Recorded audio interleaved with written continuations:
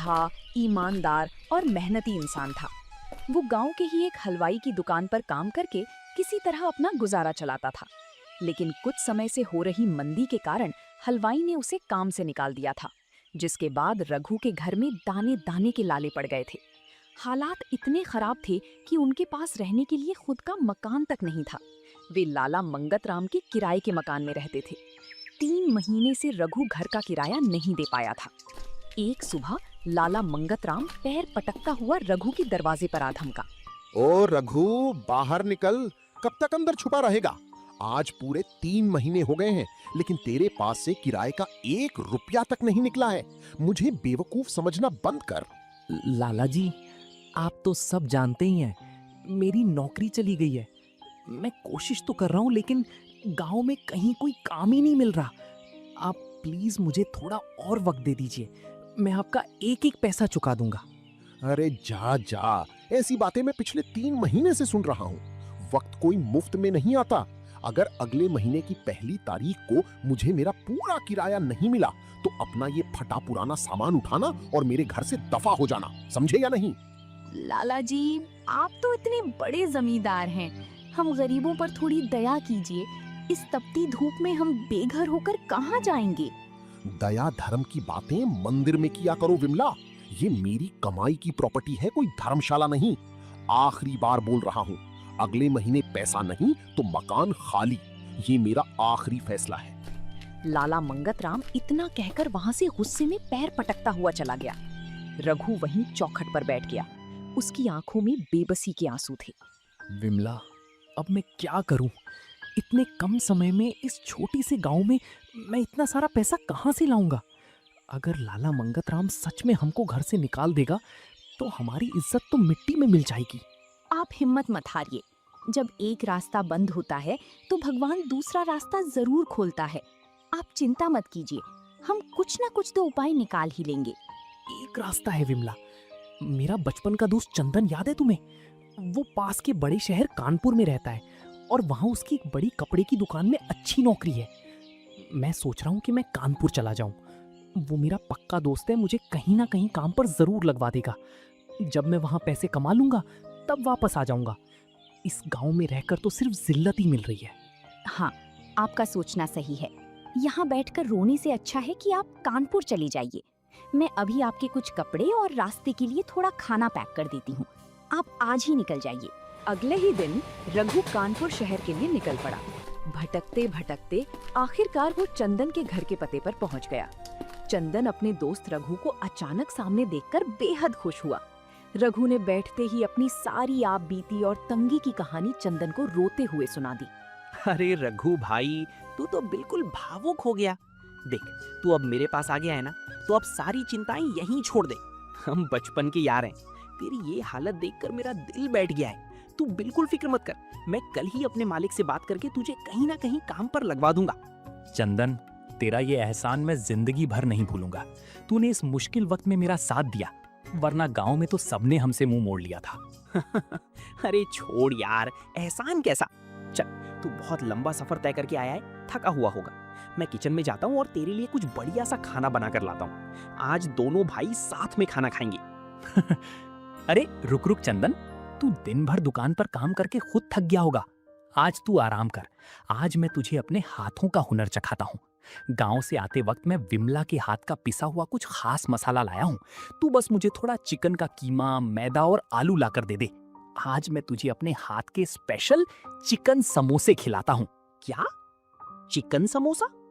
भाई, आलू के समोसे तो बहुत खाए हैं, पर ये चिकन समोसा क्या भला है? चल तू बैठ, मैं अभी दौड़कर नीचे बाजार से सारा सामान लेकर आता हूँ। मुझे भी देखना है कि मेरे भाई के हाथों में कैसा जादू है। कुछ ही देर में चंदन सारा सामान ले आया। रघु ने बड़ी शिद्दत से कीमे को मसालों के साथ भुना और मैदे की पतली परत बनाकर उसमें भरकर खस्ता समोसे तैयार किए। जैसे ही उसने समोसे गरम तेल में छाने, पूरे घर में कमाल की खुशबू फैल गई।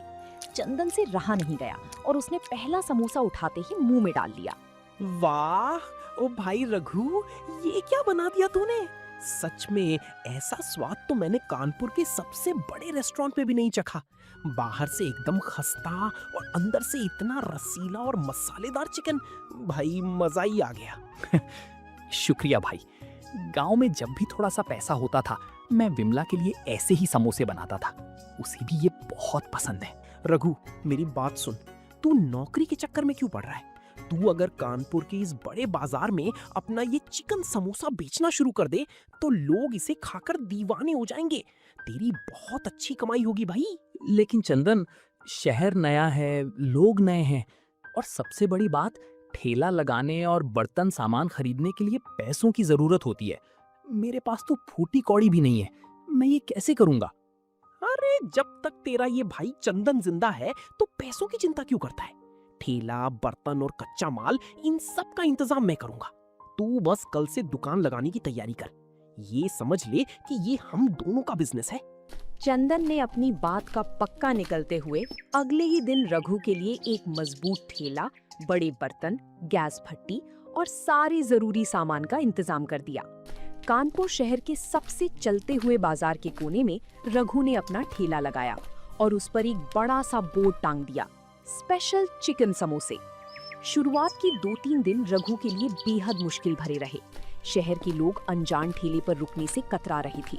रघु सुबह से शाम तक आवाजें लगाता, लेकिन इक्का दुक्का लोग ही उसके पास आते। रघु का हौसला टूटने लगा था। चंदन भाई, आज तीसरा दिन है, सिर्फ 10 समोसे बिके हैं।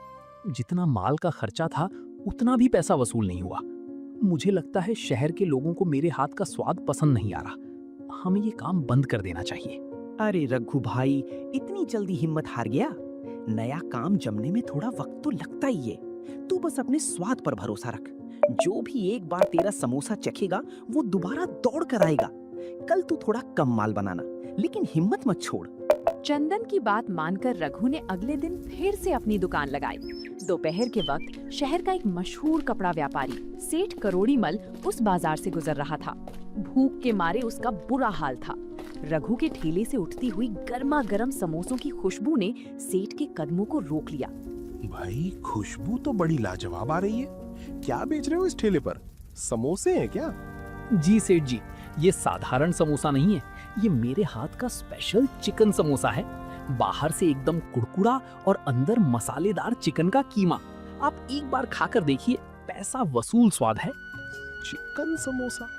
मैंने तो आज तक सिर्फ आलू का समोसा खाया है। चलो जरा एक प्लेट लगाओ, देखते हैं तुम्हारे इस नए आविष्कार में क्या दम है। रघु ने फुर्ती से 2 गर्मा गर्म समोसे सेठ जी को थमा दिए।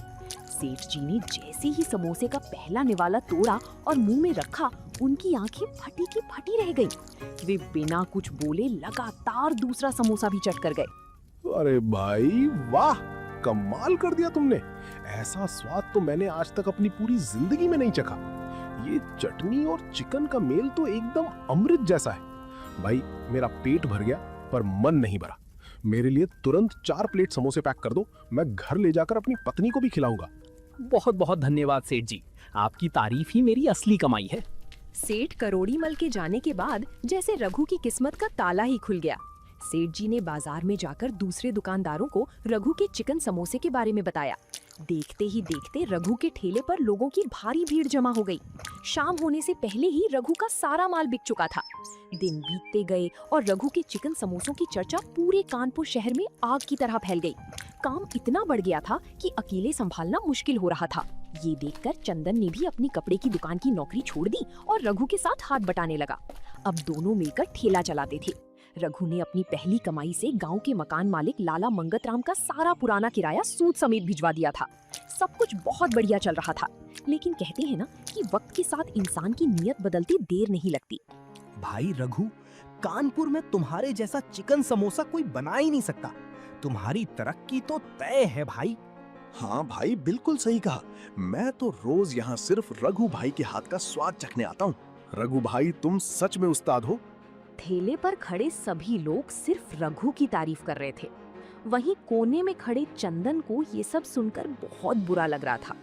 उसके मन में धीरे धीरे रघु के लिए जलन की भावना पैदा होने लगी थी। देखो तो जरा इन लोगों को, सबकी सब सिर्फ रघु रघु की रट लगाए हुए हैं।